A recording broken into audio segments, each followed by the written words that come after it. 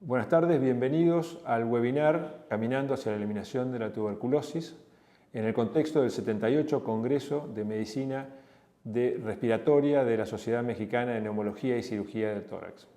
En esta oportunidad nos acompañan los profesores Giovanni Battista Migliori, que hablará de tratamientos cortos de la tuberculosis multiresistente, el profesor José Caminero, que hablará del futuro del tratamiento de la tuberculosis multiresistente, y nuestro colega y líder de tuberculosis en Latinoamérica, el doctor Adrián Rendón, que hablará de los desafíos en el diagnóstico de la tuberculosis multiresistente. Buenas tardes, agradezco mucho a ALAT y al doctor Gustavo Saber que me hayan invitado para poder estar en este webinar hablando de un tema que creo que es muy importante, sobre todo por las novedades que se han producido en los últimos meses con las publicaciones de algunos metaanálisis y también de las guías de la OMS. Bien, lo primero que nosotros debemos saber es que para tratar cualquier tipo de tuberculosis, tanto sensible como resistente, necesitamos lo que yo llamo 4 requerimientos mínimos. En primer lugar, que haya 4 fármacos nuevos o con probable eficacia. Todos sabemos que para curar una tuberculosis no necesitamos 4, con 2 o 3 las podemos curar, pero siempre preferimos dar al menos 4 porque estamos en situaciones de multiresistencia y de esta manera podemos asegurar mucho la eficacia del régimen. Pero no nos vale con que sean 4 fármacos cualquiera. De esos 4 deberíamos seleccionar lo que llamamos 2 o mejor 3 de lo que llamamos fármacos esenciales. De ellos, al menos 1 o 2 con buena capacidad bactericida, que son los fármacos que van a hacer que el paciente negativice rápido, que mejore clínicamente y que eviten su muerte, y 1 o 2 con buena actividad esterilizante, que a lo mejor no mejoran tanto al inicio, pero son los que van a hacer que el paciente no pueda tener recaídas después y van a acortar el tiempo de tratamiento. Y luego después pueden ir en el esquema 1 o 2 fármacos que llamamos acompañantes. Deberían ser fármacos bien tolerados, como le pasa al etambutol, que es el papel que juega en los esquemas primarios, ¿de acuerdo? Y estos probablemente no son necesarios que vayan a lo largo de todo el tiempo de tratamiento. Y también que le demos un tiempo suficiente, como no solo para curar, sino también evitar las recaídas. Y teniendo en cuenta aquí que cuanto más fármacos esterilizantes, más vamos a poder reducir el tiempo del tratamiento.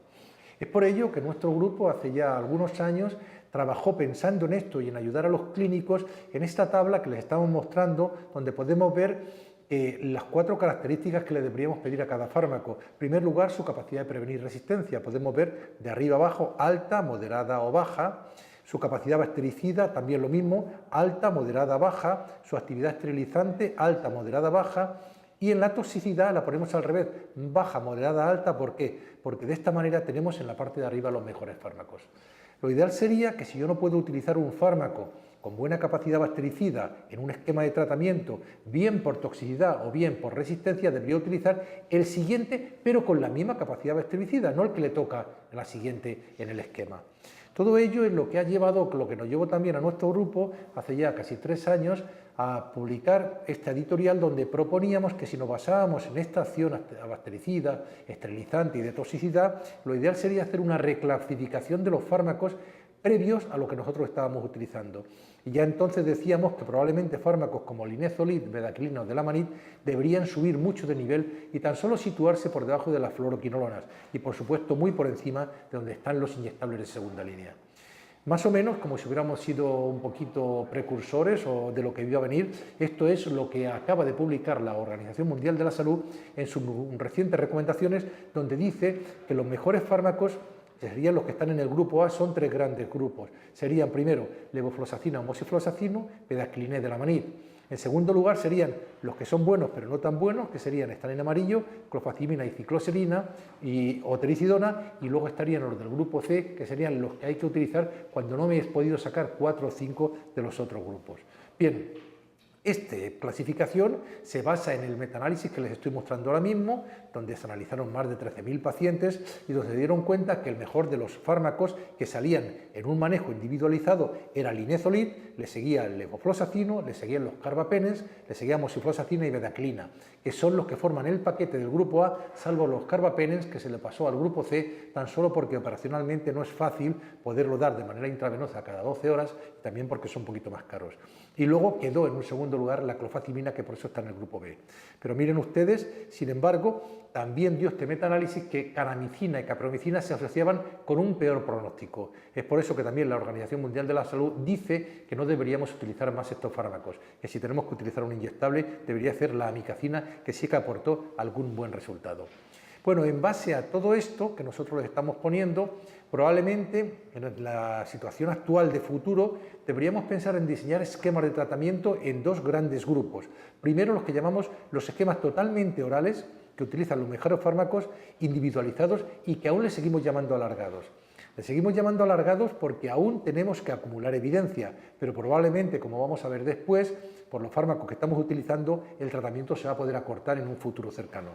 Y luego estarían, que también tienen una evidencia ahí detrás, los esquemas estandarizados acortados, que luego los hablará nuestro amigo, el profesor Migliori, ¿de acuerdo? Bien con inyectable, que sí que tenemos evidencia, y probablemente en el futuro, esto es lo más importante, vamos a tener que construir esquemas acortados sin inyectable, que se toleren bien.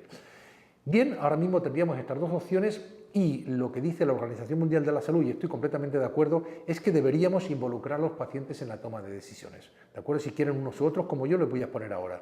Si nosotros empezamos por los que ahora le da mayor prioridad a la Organización Mundial de la Salud, que serían los esquemas orales individualizados alargados, deberíamos, en base a las recomendaciones que dice la Organización Mundial de la Salud, y estoy de acuerdo, empezar con 4 medicamentos, probablemente los 3 del grupo A, estamos hablando de una quinolona, moxifloxacino, levofloxacino, probablemente mejor levofloxacino, no porque sea un fármaco mejor, sino porque si lo voy a utilizar con bedaquilina y con clofazimina, levofloxacino prolonga menos el espacio QT y entonces va a tener menos efectos adversos. Más luego sumarle uno del grupo B, preferiblemente la clofazimina. Luego 4 fármacos que serían levofloxacina, linezolid, bedaquilina y clofazimina, y en la fase de manutención o de continuación, cuando suspendamos bedaquilina al final de los 6 meses, seguir con los otros 3, o sea, con levofloxacina, linezolid y clofazimina. ¿De acuerdo? Esto es más o menos lo que le estoy poniendo que pone la OMS. La OMS dice que levo o moxi deberían ir siempre, por supuesto que haya una sensibilidad a estos fármacos, bedaquilina debería ir siempre, linezolid debería ir siempre, sin embargo, clofazimina y ciclosamina dice que podrían ir. O sea, no es lo mismo deberían ir o podrían, de acuerdo a esa clasificación en los grupos A o B.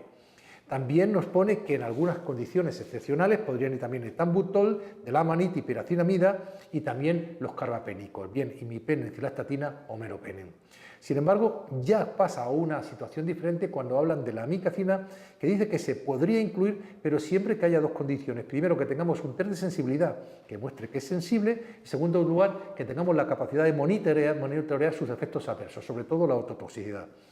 Y luego ya también dice que la tironamida o la protionamida, que la estamos utilizando masivamente en la región, dice que pueden solo ir cuando no tenemos ninguno de los demás. O sea, están poniéndose para el final. Es algo muy parecido a lo que pasa también con el PAS. Respecto a la duración, nos dice, la conclusión 2 es la más importante, es que estos regímenes alargados deberían durar de 18 a 20 meses, ¿de acuerdo? Y preferiblemente de 15 a 17 meses después de negativizar los cultivos. Bien, esto lo dice la OMS porque inicialmente se está copiando de lo que eran los regímenes anteriores donde había fármacos poco eficaces, ¿de acuerdo? Y tenemos que acumular evidencia y creo que es una buena recomendación. Pero la auténtica realidad es que ahora mismo, si seguimos estas recomendaciones, para los pacientes con MDR o con pre-XDR por resistencia a los inyectables, porque aquí lo metemos conjuntamente porque no vamos a utilizar el inyectable, probablemente el mejor esquema sería un esquema con 6 meses con bedaquilina, levofloxacina, linezolid y clofazimina y 12 meses más con levofloxacina, linezolid y clofazimina. Bien, este es un esquema que sigue todas las reglas de la OMS, es un esquema que deberíamos empezar a implantarlo masivamente en los países, pero la auténtica realidad es que cuando hablamos de dar 4 fármacos o 5 de inicio, están solo basados en este metaanálisis. El metaanálisis que les he dicho antes, que validó que los del grupo A y el grupo B, pero que también sacaba como conclusión que el número óptimo deberían ser 5 en la fase inicial y 4 en la fase de continuación.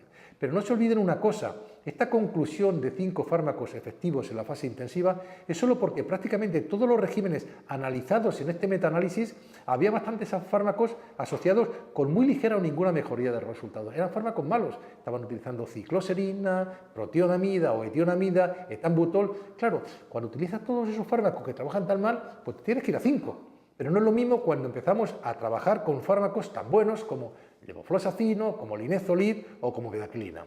Por lo tanto, en un futuro, probablemente, no ahora que tenemos que empezar a construir la evidencia, ¿de acuerdo?, sea una sensibilidad a todos los fármacos, como se debe sospechar, porque estos fármacos del grupo A son nuevos, solo con 3 va a ser más que suficiente para curar y evitar las recaídas. Luego, es un poquito también más controvertido, ¿por qué seguir con los 19 a 22 meses que dice también ahora mismo la OMS?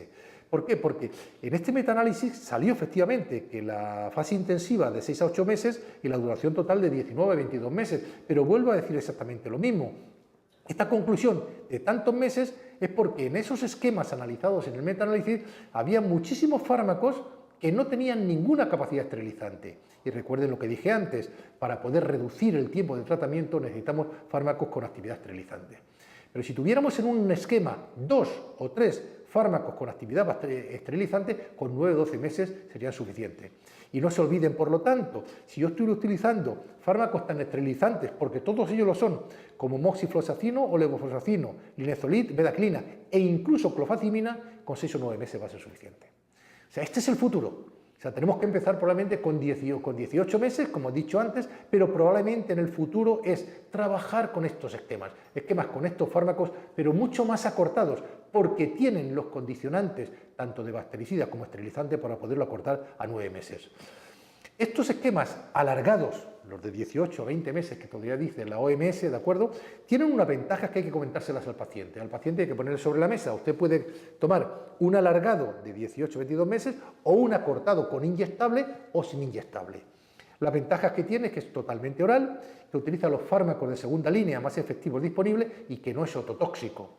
Sin embargo, tiene algunas desventajas. La primera, que al ser más largo puede facilitar el abandono. Cuanto más meses, más van a abandonar siempre, ¿no?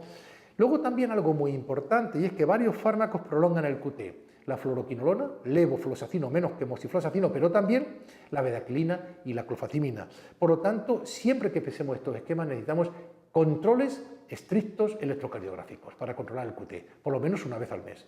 Esto en América Latina no debería ser un problema, pero sí lo puede ser en algunos países como puede ser en África. Y luego controlar la toxicidad por el linezolid, ¿de acuerdo?, con una dosis que se debería utilizar de 600 miligramos diarios, ¿de acuerdo?, hasta que aparezca una de las dos condiciones, o bien vaciloscopía negativa, o bien inicio de alguna toxicidad, que lo podríamos bajar a 300 miligramos diarios. Y esto para eso habría que hacer controles estrictos.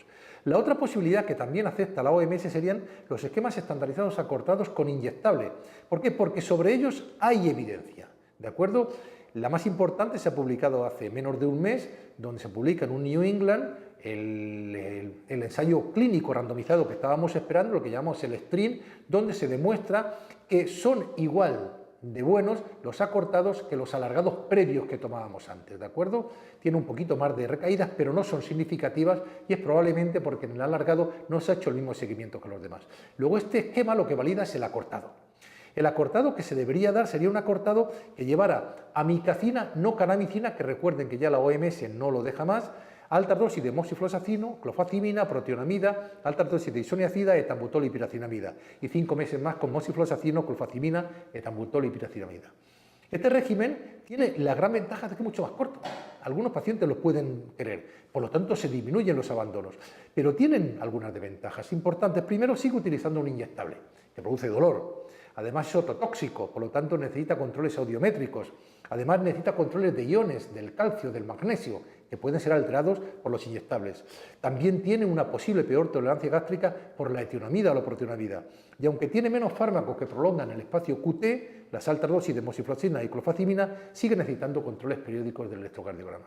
Luego vemos que los alargados de 18 a 20 meses utilizan los mejores fármacos, pero son muy alargados y hay que hacer controles estrictos. Los acortados tienen la suerte de que son muy acortados, pero utilizan el inyectable, que yo creo que es algo que tenemos que empezar a quitar del medio, ¿no? Y fármacos todavía, como la protionamida o la tionamida, que no aportan mucho comparados con los demás.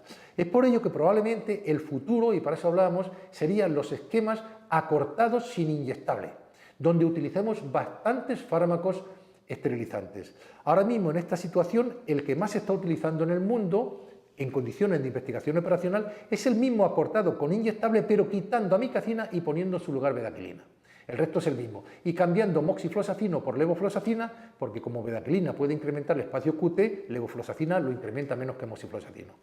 Bien, este es un esquema que está muy bien, pero yo creo que todavía este esquema le sigue sobrando, por ejemplo, la protionamida y tantos fármacos que no aportan mucho, protionamida, etambutol, piracinamida, alta dosis de isoniazida. Luego esto estaría bien, pero creo que el futuro viene por utilizar el mismo esquema alargado, pero como sabemos que tiene más de 3 fármacos esterilizantes, irnos tan solo a 9 meses. Por ejemplo, sería este que pongo aquí, 4 meses o 6 con bedaquilina, alta dosis de levofloxacino, linezolid y clofazimina, y luego 5 meses más con levofloxacino, alta dosis, linezolid y clofazimina. Por lo tanto, tendríamos los dos mismos esquemas, el alargado que recomienda OMS, donde se está construyendo una evidencia, y luego en condiciones de investigación operacional poder poner los mismos fármacos o las mismas drogas, pero acortándolo. ¿Por qué? Porque tenemos muchos fármacos esterilizantes y es totalmente seguro que va a funcionar con mucho menos meses.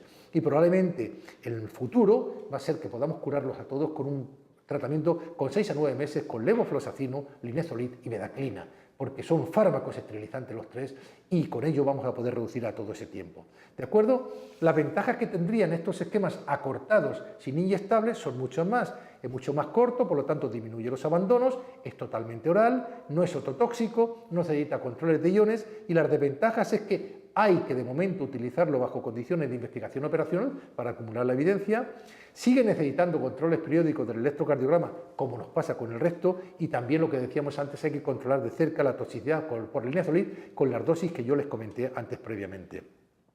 De esta manera nosotros podríamos ya tratar bastante bien a todos los pacientes con MDR.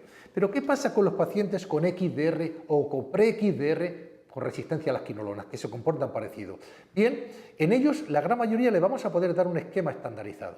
Por ejemplo, en los pacientes que tengan XDR, pero solamente XDR o pre-XDR con resistencia a las quinolonas, pero no resistencia a más drogas de segunda línea, ¿de acuerdo? Que son la mayoría en América Latina, pues haríamos el mismo esquema que decíamos antes, pero reemplazando la quinolona por la cicloserina. Sería un esquema con 6 meses con bedaquilina, linezolid, clofazimina y cicloserina, y 12 meses más con linezolid, clofazimina y cicloserina. Seguiríamos las mismas reglas de la OMS y el único cambio que habría aquí ahora, desde el MDR al XDR, es cambiar la quinolona por la cicloserina. Se sigue estandarizando bastante bien. Y tan solo, como pueden ver aquí arriba, los que tienen más que XDR, o sea, pacientes que han fracasado a un acortado de MDR, a un alargado de MDR, en estos es los únicos que habría que hacer esquemas individualizados. De esta manera estamos simplificando mucho el manejo. ¿Cómo? Pues seleccionando al menos 4 o 5 fármacos nuevos o con probable eficacia, tomando todos los posibles del grupo A y B y aquí sí que sí recurriendo a los del grupo C. De esta manera, y esta es la última diapositiva, en los programas podríamos movernos con esquemas que se parecen mucho y muy estandarizados.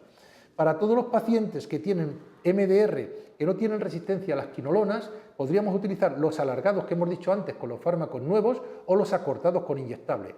Pero también creo que todos los países deberían empezar con estudios operacionales para introducir en el país los esquemas acortados sin inyectable, que serían básicamente los mismos fármacos que en el alargado, pero reducirlo a 9 meses, como estamos poniendo aquí, lo ponemos en rojo en el capítulo 3.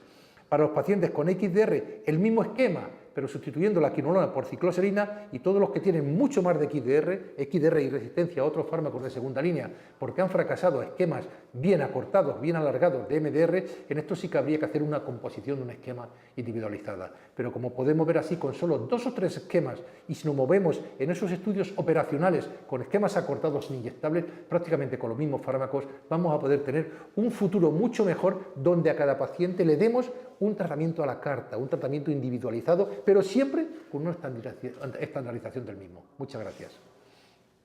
Muchísimas gracias por la invitación a participar en este webinar, con la invitación para el presidente de ALAT y el coordinador de ALAT, el amigo Adrián Rendón de la Sociedad Mexicana.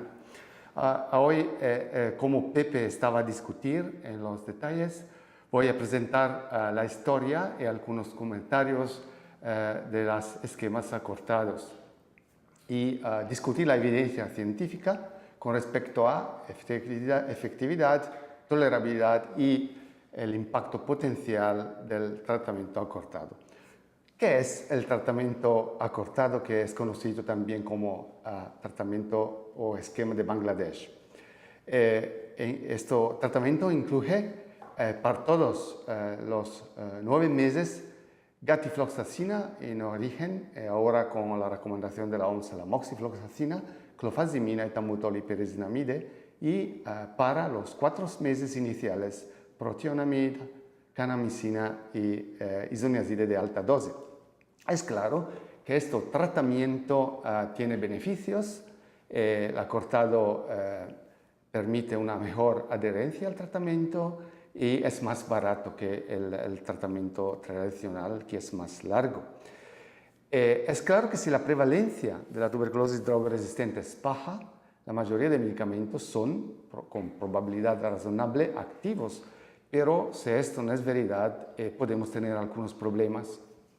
Podemos ver aquí las dosis recomendadas de las diferentes drogas para las líneas guías de la OMS, para gatifloxacina, moxifloxacina, clofazimina, etambutol, pyrazinamida, isoniazida, protionamida, kanamicina, en 3 grupos de peso, menos de 30 kilos, de 30 a 50 y más que 50 kilos. En las líneas guías del 2016, que estaban actualizadas ahora con las líneas guías de este mes de marzo, el Día de la Tuberculosis, tenemos indicaciones en esta manera. Si no se puede, criterio de exclusión, no se puede tratar con el acortado cuando, 1, tenemos una resistencia confirmada o sospecha de inefectividad a un medicamento de régimen acortado. Es importante testar. Creo que tenemos que confirmar más que sospechar. La excepción a esto es la resistencia isoniazida o si tenemos mutación junta de CATG-INHA. Si tenemos una exposición para más de un mes a un fármaco de segunda línea del esquema acortado, si tenemos la intolerancia al medicamento de régimen acortado o un riesgo de toxicidad para interacciones entre medicamentos, por ejemplo, en el embarazo, en las enfermedades extrapulmonares, si no tenemos uno o más de los medicamentos disponibles en el programa. La OMS, en las líneas guías actualizadas del 2018, tiene las mismas recomendaciones con algunas pequeñas diferencias. Una es que necesitamos una preferencia del clínico y del paciente para utilizar uno o el otro de los esquemas y está identificado claro que en caso de tuberculosis meningea o diseminada o del sistema nervioso central no se puede utilizarlo, pero largamente está la misma recomendación. Esto aquí vemos en el trabajo original, el estudio original, en el Blue Journal, que dice que un tratamiento estandarizado acortado es muy efectivo y más barato. Aquí tenemos 6 diferentes esquemas de tratamiento. El esquema número 6 tiene un éxito del 87.9%, como se puede ver aquí, el esquema número 6.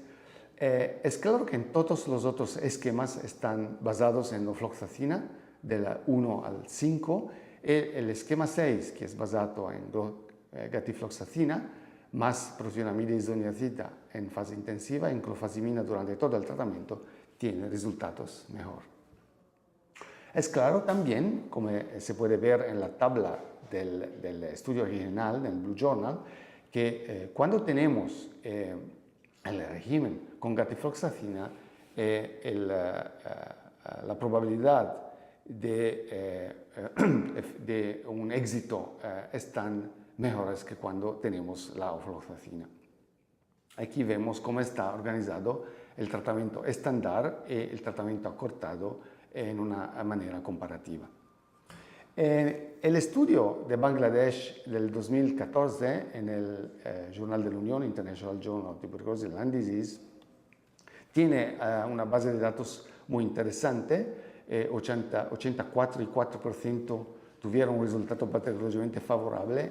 De los 515 pacientes, la mitad de estos pacientes completaron el tratamiento dentro de los 9 meses y el factor de riesgo más fuerte para un resultado bacteriológicamente desfavorable fue la resistencia a fluoroquinolones de alto nivel, particularmente cuando se combina con resistencia inicial a la pirazinamida.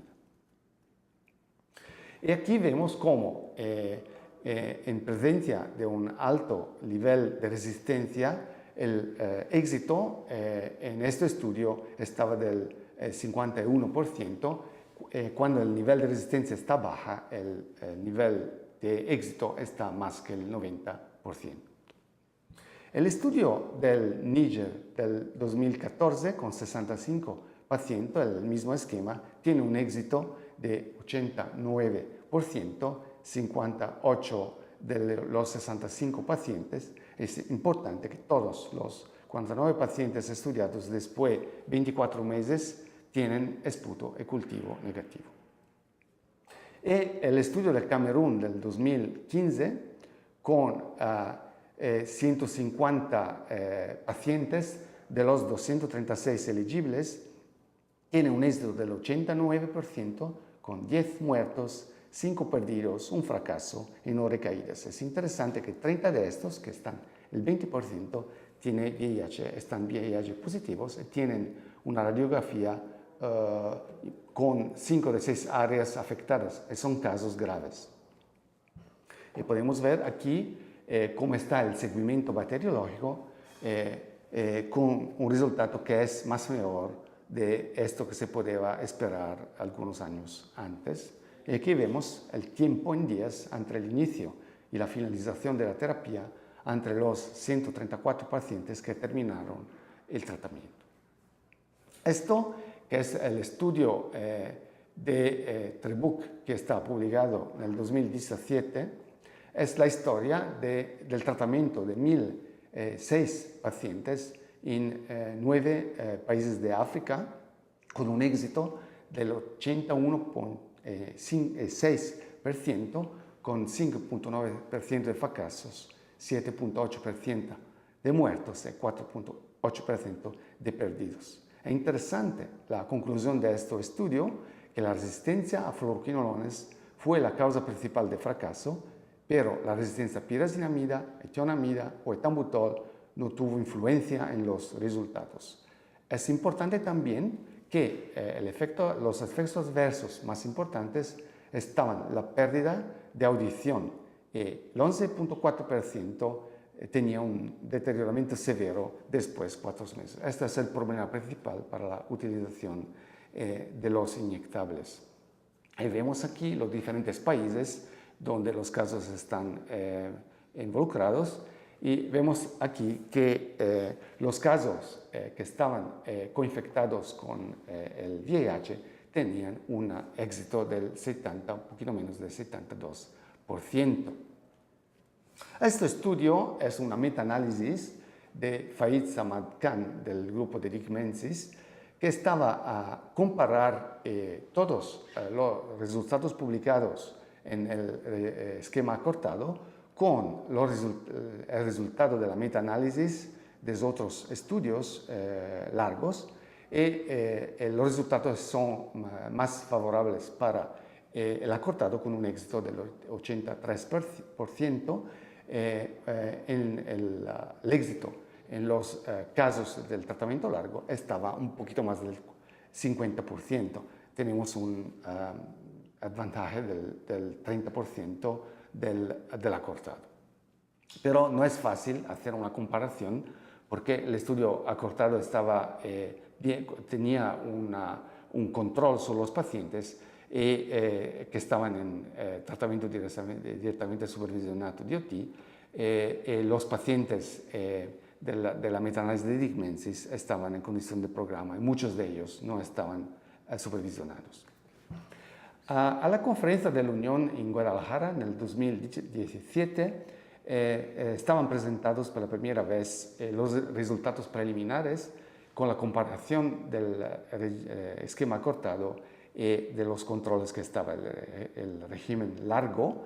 Y en esta evaluación el control tenía un éxito del 80.6%, con un poquito menos efectos adversos, cualquier grados de 3 a 5, 44.7% versus 47.5%, y menos defunción total y particularmente en los VIH positivos, 8% versus 17.5%, que es más que el doble. Y exactamente el acortado tenía el doble de aumentación del QTI más de 500 milisegundos, 10% versus 5% en el tratamiento largo. Y aquí vemos algunos detalles de esto, donde los controles tienen menos efectos adversos en la conducción cardíaca, el intervalo QT con la correlación de Friedreichia, y menos efectos adversos de grados 3 y 5. Y aquí la sordidad, 3.6% versus 5.3%, los problemas hepáticos, que estaban 5% versus 6.4%. Y aquí la situación con menos problemas de conducción con moxifloxacina, 7 versus 10%. Pepe tenía la posibilidad de discutir el artículo del New England. La conclusión es que no están diferencias. Tenemos una no inferioridad del acortado con el esquema largo. Y los resultados con las dos análisis no tienen diferencia, con el acortado 78.8% versus 79.8%, y con el análisis per protocol population 81.9 versus 80.7%, y no tenemos diferencia también para los resultados que no están favorables, como podemos ver aquí. En los efectos adversos, el acortado tiene un poquito más efectos adversos de grado 3, de 3 a 5, 48.2% versus 45.4%, y de efectos graves, adversos graves, 32.3% versus 37.6%, y tienes un poquito más de defunción, 8.5% versus 6.4%. La conclusión en el editorial de Gavin Churchyard es que están equivalentes, pero todos los dos no están suficientemente buenos, y como Pepe estaba a discutir, tenemos necesidad de régimen más eficaz, más cortos y más bien tolerados, con la inclusión de bedaquilina, que es más eficaz y tiene menos efectos adversos que los inyectables. Esta diapositiva tiene una comparación en la cohorte de Dick Menses del acortado con el esquema largo, y el esquema acortado tienes un éxito un poquito mejor, pero tienes más fracasos, tienes más muertos, pero tienes más o menos perdidos. Están 14.6% en el largo y tienes 4.2% en el acortado. Creo no tenemos diferencias importantes, pero el mensaje final es que no tenemos siempre de utilizar el acortado cuando se puede testar la sensibilidad de las drogas principales. Las dos diapositivas finales está la corte de Bangladesh. Estaba en Bangladesh la semana pasada. Esto está el éxito en Bangladesh con el esquema acortado. En Bangladesh el 80% de los pacientes están tratados con el esquema acortado, 20% con el longo, y el éxito está siempre más que el 80%, y ahora la corte del 2016 tiene el 87%. No tratamiento acortado es prescribido en Bangladesh sin testar para los quinolones y los inyectables. Esto es el mensaje importante. Para terminar, tenemos una colección de estudios aquí para la elegibilidad al tratamiento acortado. En Europa no es más que el 10%, en otro país está a nivel del 50-55%, en Singapur está del 30%. El problema están las diferencias, las diferentes resistencias que están criterios de exclusión en los diferentes países. En la base de estos criterios de exclusión, este artículo de Lancet nos dice que el impacto final sulla epidemia de tuberculosis del acortado va probablemente ser a nivel de bajar de 1 o 2%, no más. Conclusiones. El esquema acortado tiene éxito en el orden del 80%. Es el único estudio aleatorizado STREAM. Dice que el régimen acortado tiene non inferioridad, con más éxito, adherencia, muertos y efectos adversos.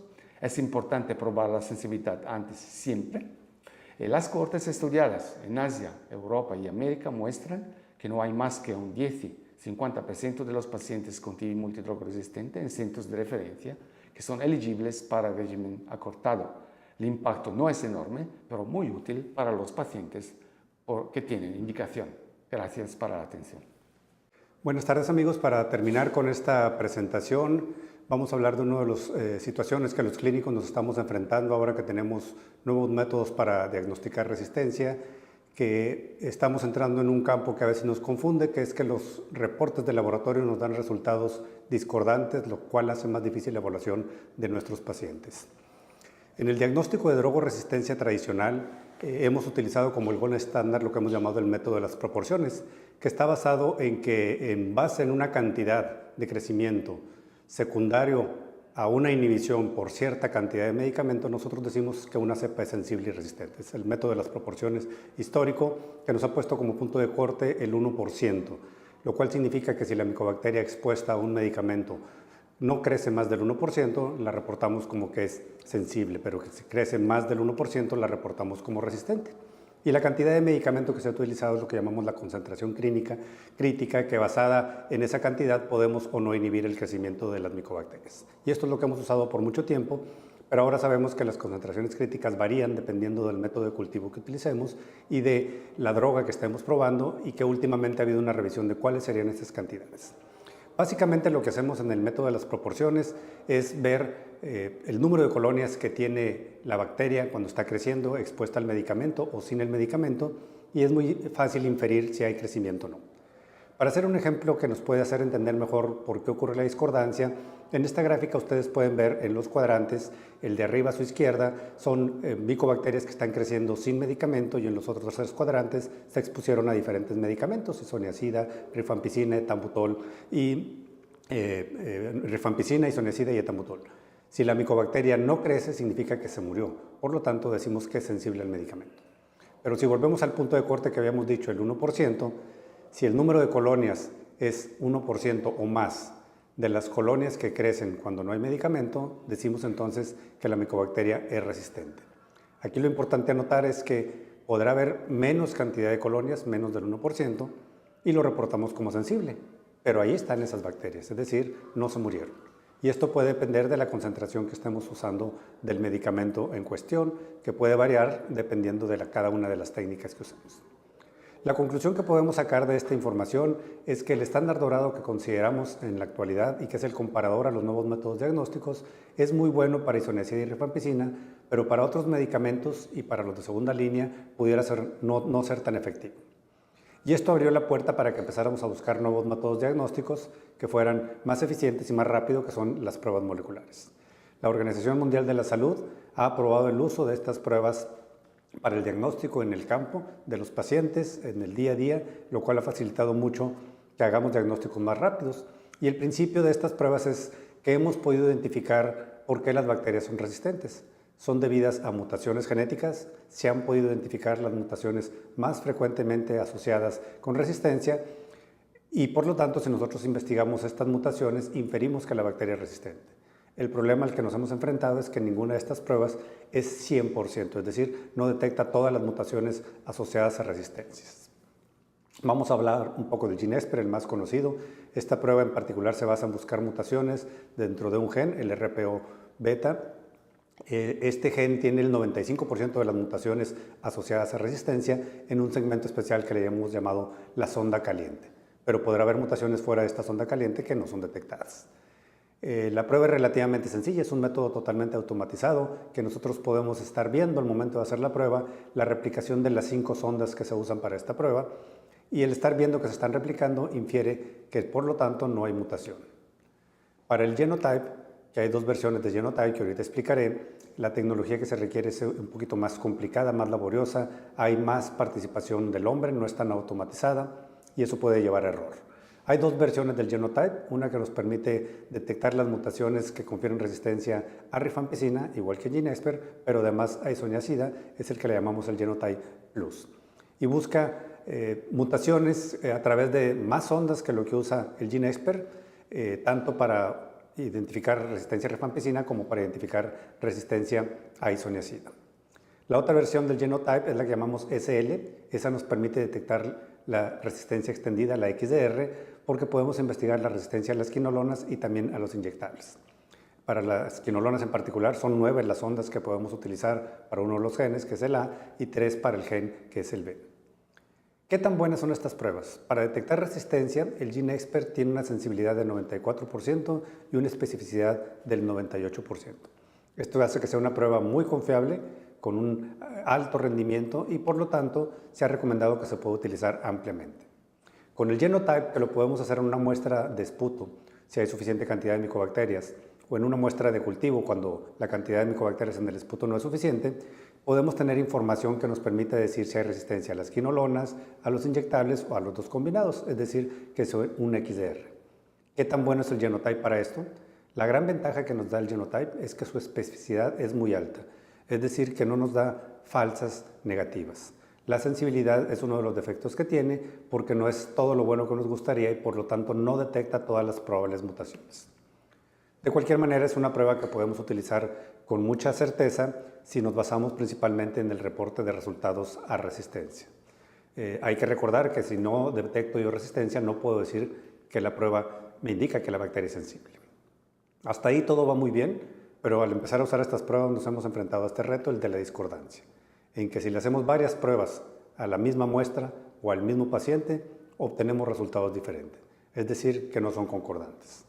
La discordancia puede estar en 3 campos principalmente. Si comparamos cultivos líquidos contra cultivos sólidos, si comparamos cultivos contra pruebas genéticas o si comparamos diferentes pruebas genéticas.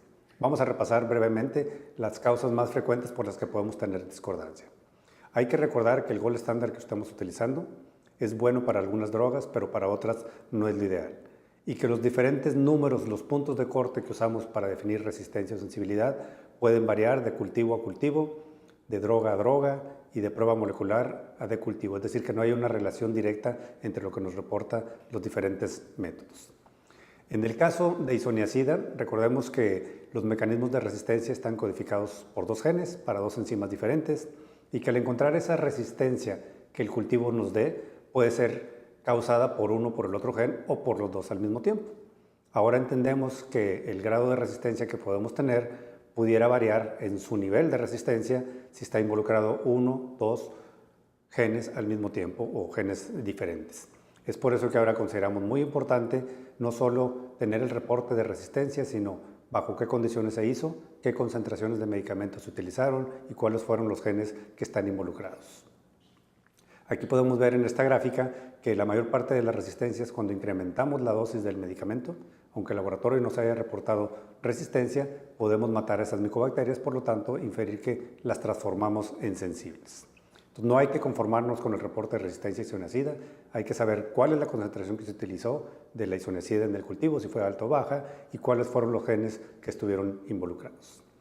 Para las fluoroquinolonas el escenario es algo parecido, con sus diferencias puntuales. Hay dos genes que están involucrados en lo que es probablemente la resistencia. El más importante es el de la ADN girasa, que tiene dos subunidades. Cada una de las subunidades está codificada por un gen, por lo tanto podemos tener mutaciones en sitios diferentes.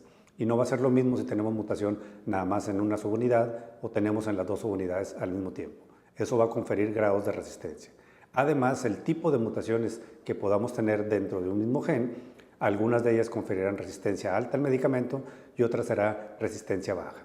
Aquí ustedes pueden ver cuáles son las resistencias más asociadas con una resistencia alta a las quinolonas, que son los que queremos que nos reporte el laboratorio.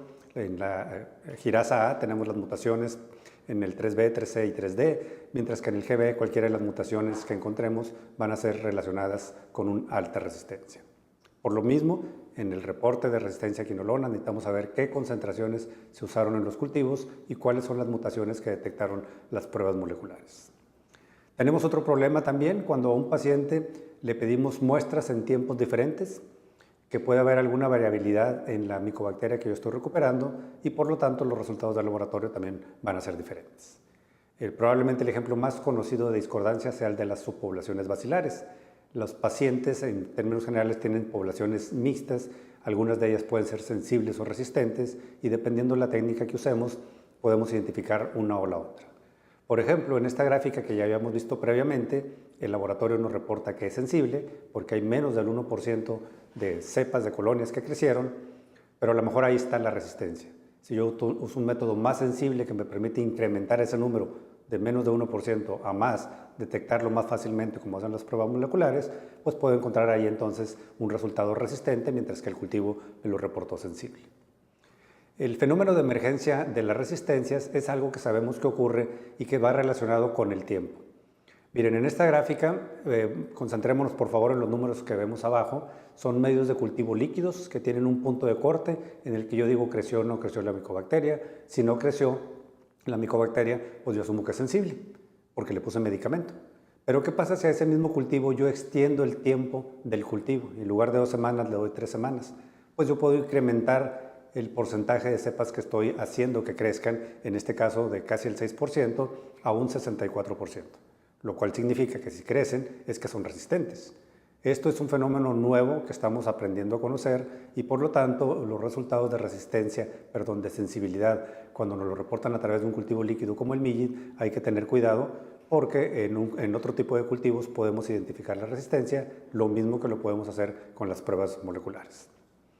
Cuando hacemos pruebas moleculares hay que estar conscientes que ninguna de ellas busca el 100% de las mutaciones y por lo tanto podemos estar detectando resistencia o infiriendo sensibilidad cuando no buscamos todas las mutaciones probables. Es decir, que con los métodos moleculares yo no identifico todas las cepas resistentes y que al mismo tiempo algunas que yo identifique como resistentes pudieran no serlo tanto en la vida real. Aquí estoy comparando lo que hacemos con el GeneXpert contra lo que hacemos en el Genotype en base a lo que buscamos resistencia a rifampicina. El número de sondas que usamos con GeneXpert son 5, el número de sondas que usamos con Genotype son 8. Con el Genotype podemos buscar algunas mutaciones que no son detectadas por el GeneXpert. Es decir, que los métodos tienen un rendimiento diferente.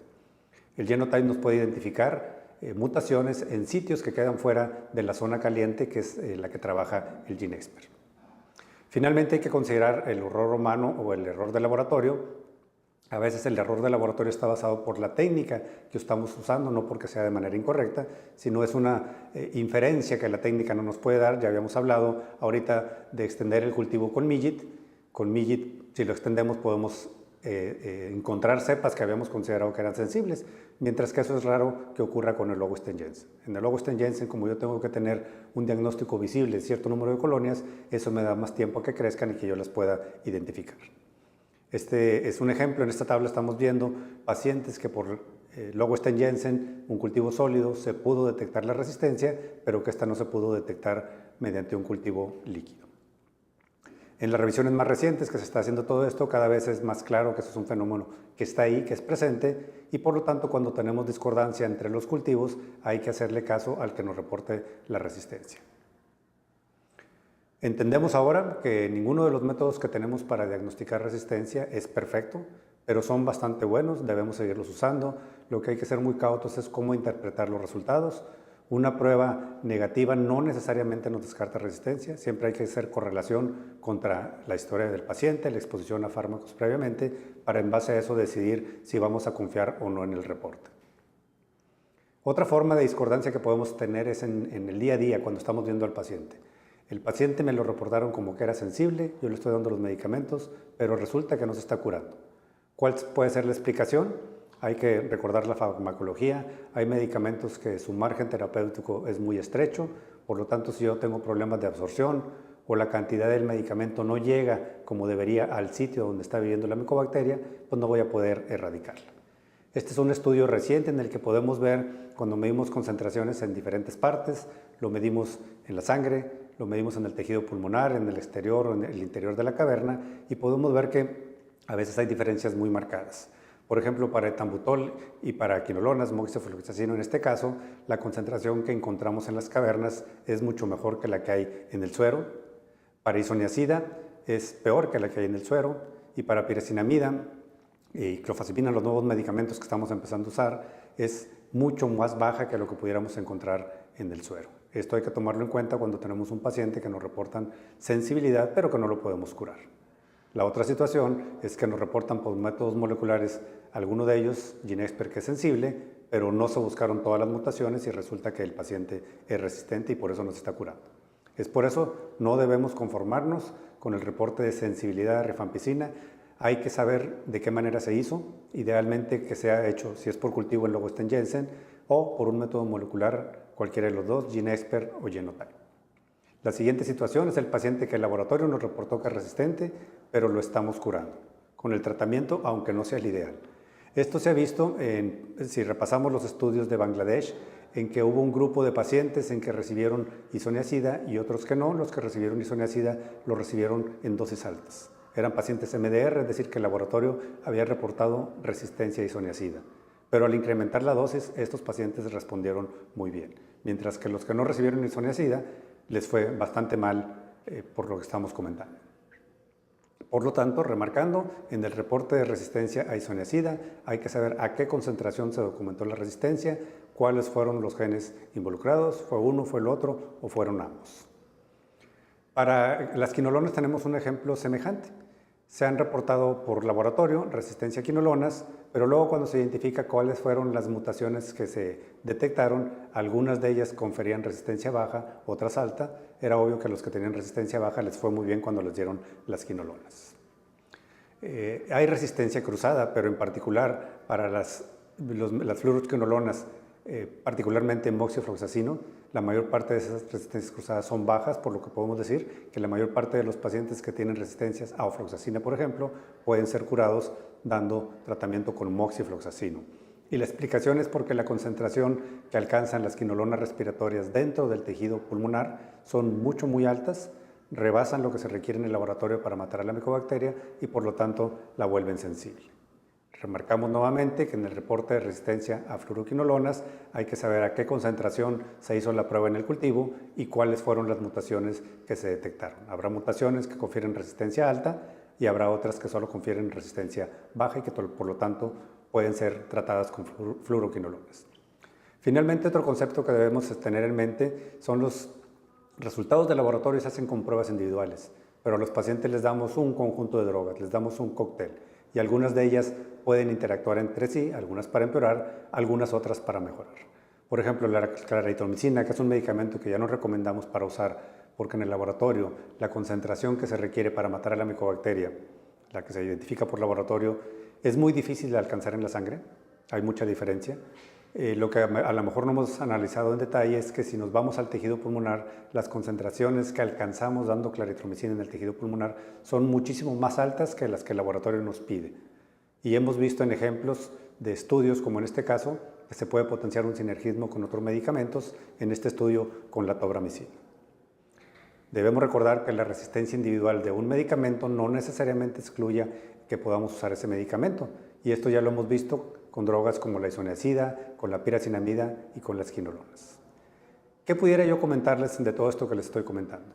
Lo primero es que recordemos que es prioritario evitar la monoterapia encubierta, porque esa es la causa principal de que tengamos cepas resistentes.